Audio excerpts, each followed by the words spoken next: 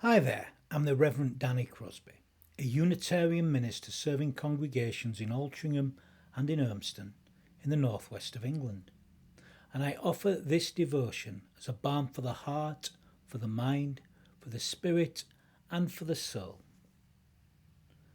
And it's titled, Don't Just Do It for the Sen.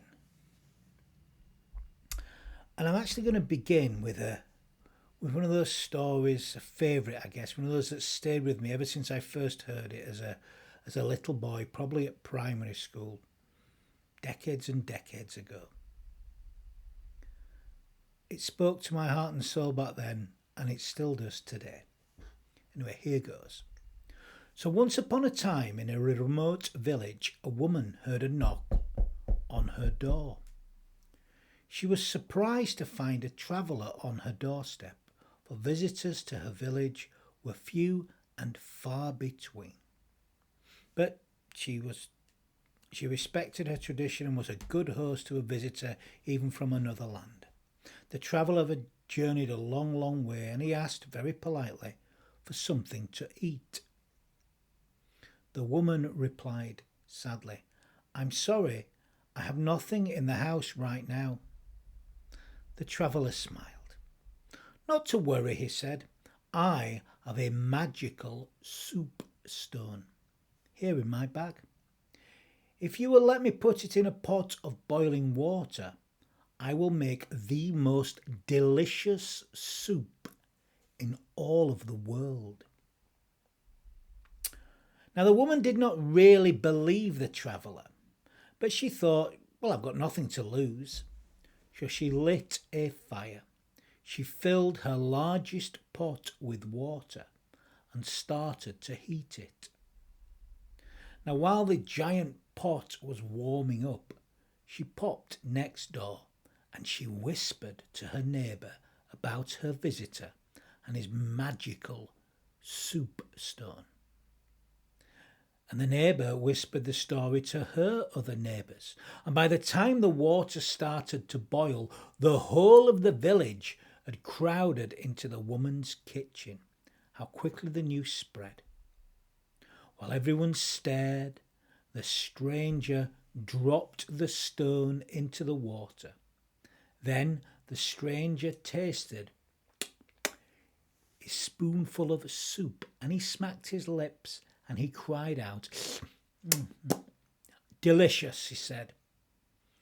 And then he paused for a moment and then he added, "All it needs is some potatoes."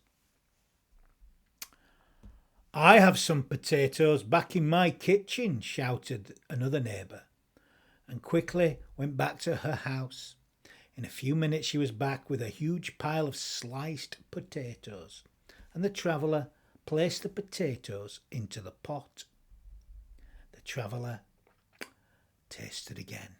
"Ah, marvellous," he said.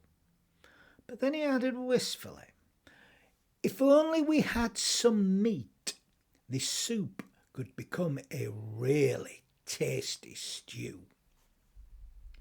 Well, another villager rushed home to bring the meat that she had been going to use for that evening's meal. The traveller accepted it with gratitude, and he added the meat to the pot. He tasted it again. "Ah, most excellent," he said. "If we just had a few vegetables, some vegetables really, just to add a bit more to it, it would be the most perfect stew. Absolutely the best stew ever." One of the neighbours dashed back to her house and returned with a mountain of carrots and onions, and these were added and boiled for a few minutes. He then tasted again, and this time called out, "Seasoning," which was quickly handed to him. He stirred the pot, and then he took a final taste. Oh, delicious. And he danced with excitement and glee at such a wonderful meal. "Bowls and spoons for everyone," he shouted. And people rushed off to their homes to find bowls and spoons. Some even brought back some bread, and some brought some cheese, and others they brought some fruit. and they all sat down and they shared in the most delicious of meals. The traveller ladled out large helpings for each and every one of them of this magical soup.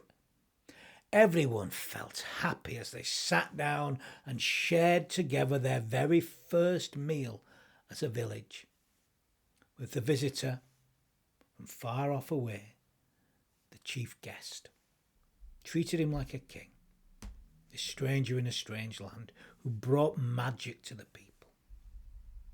And as they ate and enjoyed their meal, the stranger quietly slipped away, leaving behind the magical soup stone, which they could use any time they wanted to make the most delicious soup in all the world.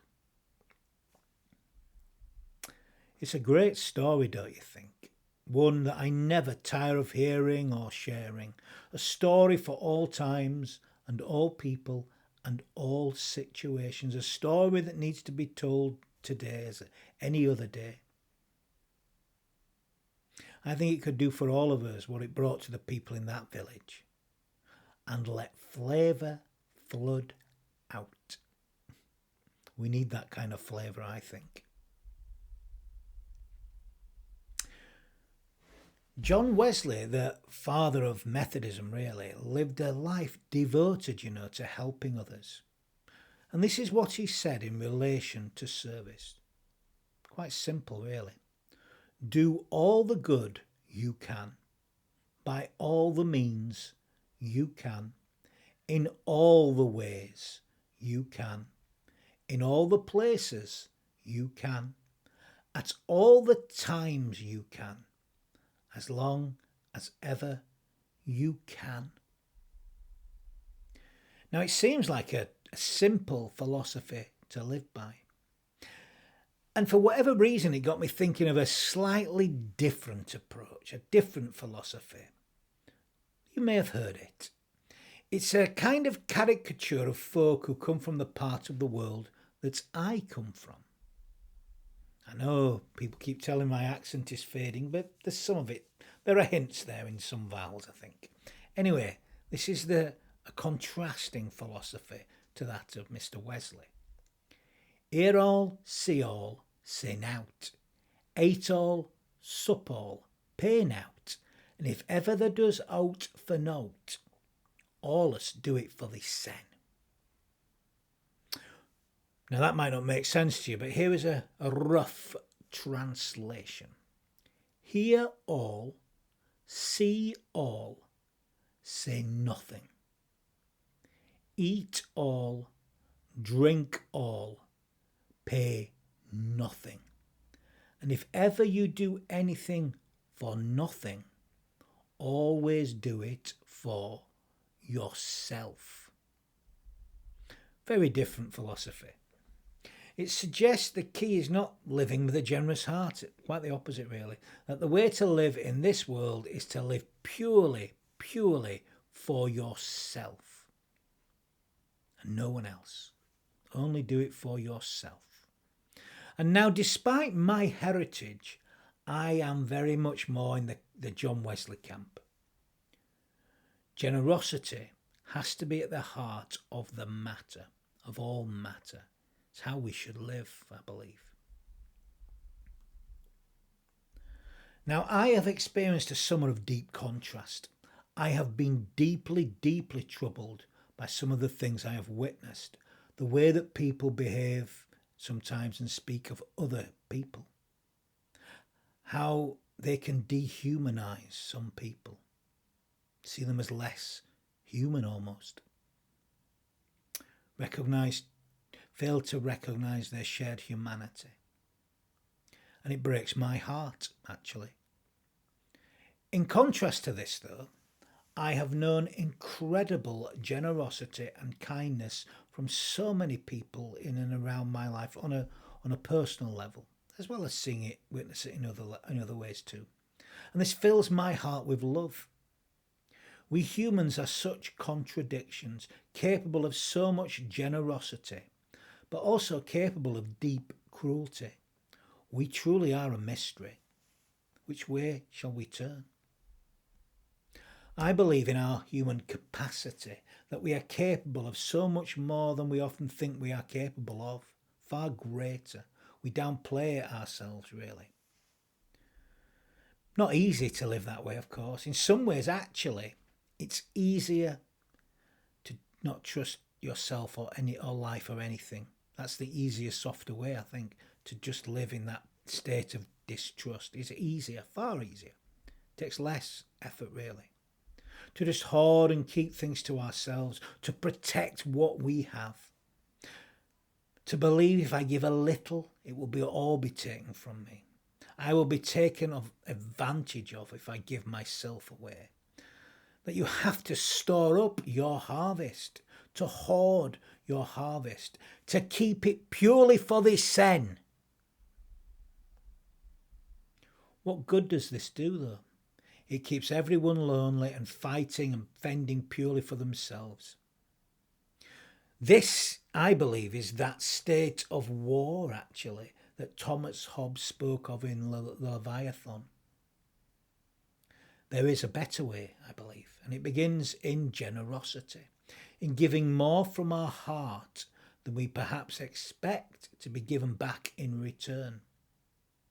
And by doing so, I believe we encourage others to do the same. So actually what happens is we all get more in return. It's not a finite thing. And this thinking brings to mind a wonderful quotation which I'll share with you. I have something that I call my golden rule. It goes something like this. Do unto others 20% better than you would expect them to do unto you, to correct the subjective error. Now these are words of Linus Pauling, who twice won the Nobel Prize for Chemistry. He was one of the greatest scientists of them all and was a committed Unitarian Universalist, actually. The quotation suggests that the golden rule, do unto others as you would have them do to you, no longer quite cuts the mustard because subjective error is involved. And what is subjective error? Well, it is an error caused by bias or prejudice. No one can be truly objective, and the problem with treating others as he would like to be treated is that it doesn't fully take into account the perspective of the other. We do not put ourselves in their shoes, we can't fully do so.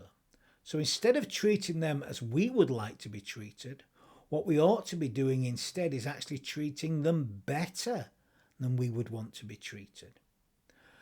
And by doing so, you know what we do? We raise each other up. Maybe by doing so, we might begin to treat one another better. And if we keep on adding one to another, we might just raise up our shared humanity and create a better and more loving world. It is possible. We have the capacity. Just because we failed doesn't mean that we can't. Yes, the golden rule is a great starting point, and it's certainly an improvement on the eye for an eye philosophy, which of course left everybody blind. But even the eye for eye philosophy is an improvement on what came before that, which was just unlimited, unconstrained revenge, which left everybody destroyed. All though were steps, progressive steps. So perhaps we could go a little further, and maybe that begins by following the suggestion of that twice Nobel Prize winner for chemistry, Linus Pauling. He may have the key to gently raising our shared humanity, to improving our lives for the good of all. At the beginning of this autumn and this harvest season, I want to focus on generosity, on those who give, and be encouraged and inspired by them to give just a little bit more of myself. In so doing, I reckon more will get added to the shared pot, and we will all receive so much more. And I'm not really talking about the material life here. It's more about giving of ourselves to one another, truly opening ourselves to one another, being of service to one another in whatever ways we can. Like Wesley said, I am grateful for the gifts that are this life. I am grateful for the gift that is life itself. And I've been thinking of this quite often as I've been experiencing grief and loss a lot these last year, 18 months really now. Just seems to go on and on. Now, earlier this week, the following poem came up. It's called Otherwise by Jane Kenyon. I got out of bed on 2 strong legs. It might have been otherwise. I ate cereal, sweet milk, ripe, flawless peach. It might have been otherwise. I took the dog uphill to the birch wood. All morning I did the work I love. At noon I lay down with my mate. It might have been otherwise. We ate dinner together at a table with silver candlesticks. It might have been otherwise. I slept in a bed in a room with paintings on the wall and planned another day just like this day. But one day, I know, it will be otherwise.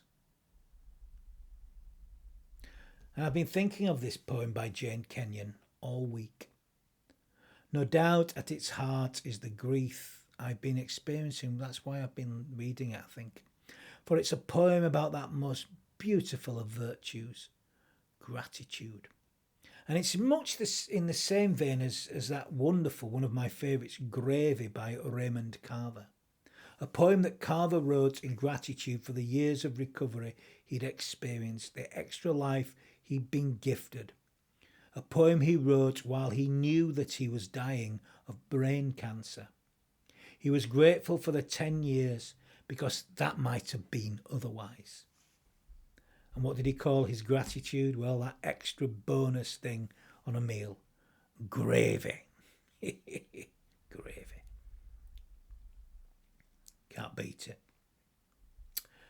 Jane Kenyon wrote her poem Otherwise not long before she herself died of leukemia at the age of just 47, the very same age my dad died at, actually.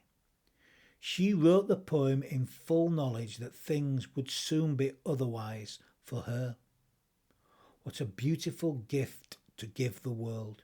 What a beautiful reminder as I think of lost friends. It could certainly have been otherwise for me and for countless others. What incredible generosity of spirit right to the very end. Expressed in these 2 poems by Jane Kenyon and Raymond Carver. So here's the Raymond Carver poem. Gravy. Gravy by Raymond Carver, August the 21st, 1988. No other word will do, for that's what it was. Gravy. Gravy these past 10 years, alive, sober, working, loving and being loved by a good woman. 11 years ago he was told he had 6 months to live at the rate he was going, and he was going nowhere but down. So he changed his ways somehow. He quit drinking, and the rest, after that, it was all gravy. Every minute of it, up to and including when he was told about, well, some things that were breaking down and building up inside his head. Don't weep for me, he said to his friends. I'm a lucky man. I've had 10 years longer than I or anyone expected. Pure gravy. And don't forget it. Pure gravy, and don't forget it. Pure. Gratitude might be the purest of all virtues. At its heart is an acknowledgement of the giftedness of life. I also think that its heart is what we do with what we've been given, That's bringing the heart alive, I guess. Do we hoard what we've been given to keep it for a sen? Or do we create something from what we've been given? Of course, the greatest gift we have and share are relational in nature. That we give wholly from our heart to another is a relational thing.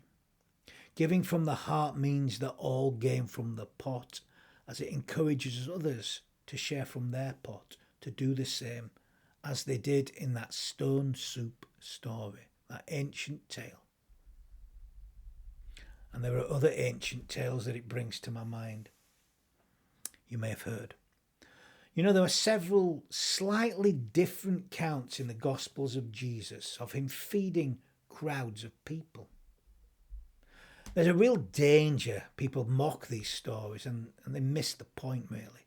Because there's a real danger of losing the meaning behind these tales by engaging in windy arguments about their factual accuracy.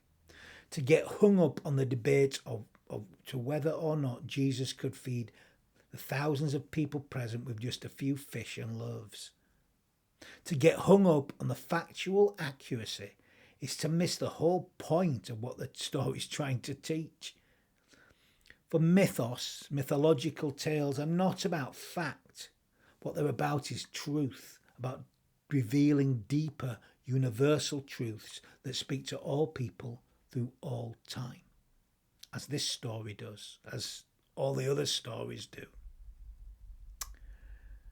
Now there's a line in one account, in one of these feeding accounts, from Mark's Gospel actually, chapter 8, verses 1 to 9, where you hear these immortal words.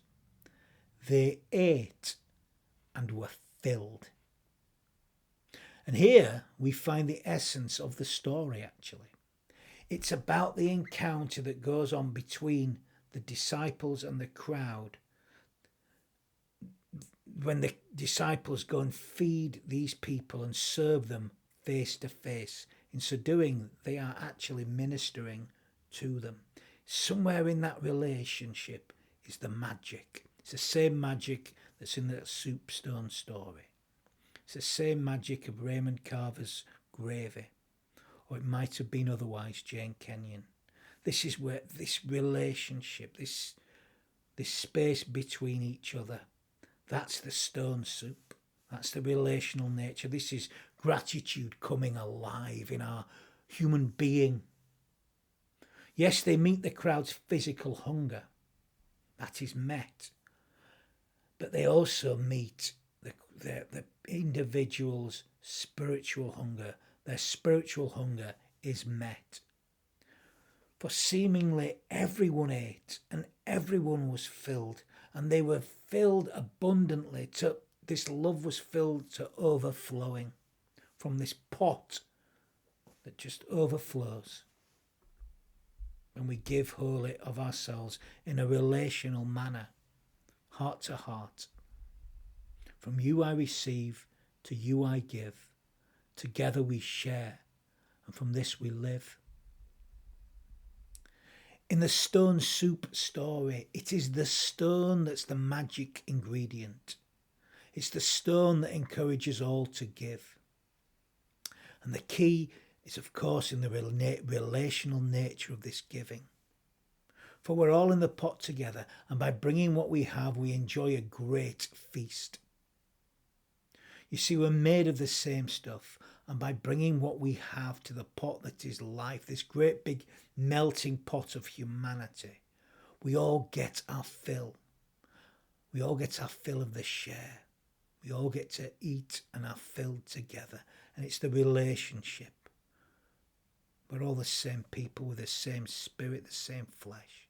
We must never dehumanize. It is easy to look at our world and despair and give up and say, what is the point? Everyone's out for this sen. If I go out of my way to help another, they'll just keep on taking advantage.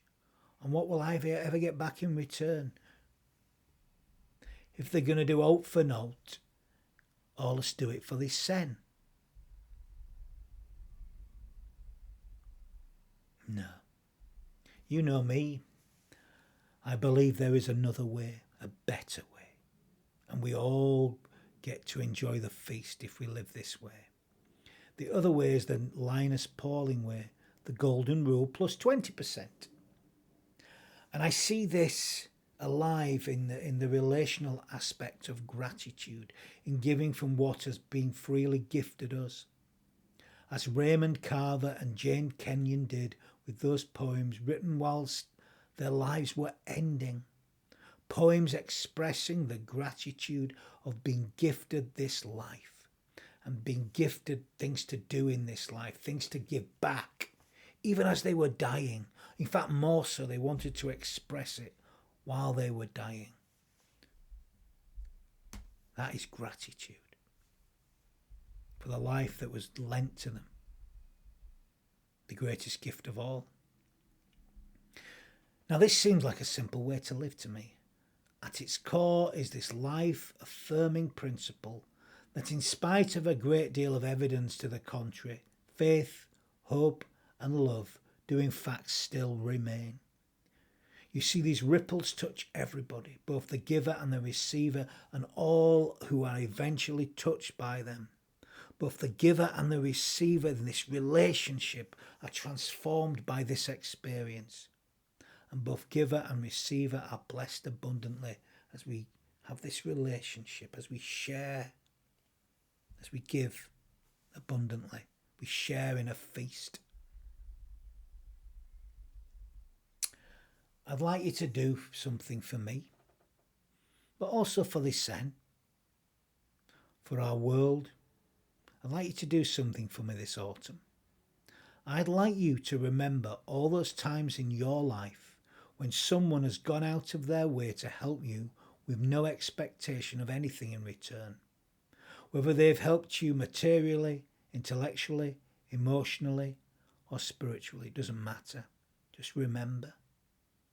I'd like you to re-feel, really experience these occasions, to go through them again, to meditate on them, to bring them alive in your being. And when you've done that, to come up with ways that you can give just as generously. Maybe not exactly the same, not to pay back, but to give more. Give your heart and maybe give 20% more than what you were given. Give from what has been gifted to you and do so generously. We can change our world. It begins with thee, and it begins with me. And if you can't do it for me, do it for this Sen. I'm just going to end with a little tale, a very short one. I began with a tale, I'll end with a tale. This is by David J. Walpy. There is a marvellous story of a man who once stood before God, his heart breaking from the pain and the injustice in the world. Dear God, he cried out, look at all the suffering, the anguish and distress in your world. Why don't you send help? God responded, I did send help. I sent you. I sent you. Sent you. When we tell our children that story, we must tell them that each one of them was sent to help repair the broken world, and that it's not the task of an instant or of a year, but a task of a lifetime. So let's share in the soup, give and receive, and enjoy such a beautiful relationship. Enjoy the magic of the stone soup. Amen. So I'm going to end with some final words of blessing. You know, we need to bless more. We can all bless, and we bless when we give ourselves wholeheartedly to life. God of our hearts, bless us as we do our parts. Be with us as we face the quandaries, fears, and puzzles of the coming days. Send your peace amongst us, and send your peace through our troubled world. And may we carry this loving peace with us, and may we do so in all that we feel, in all that we think, in all that we say, in all that we do.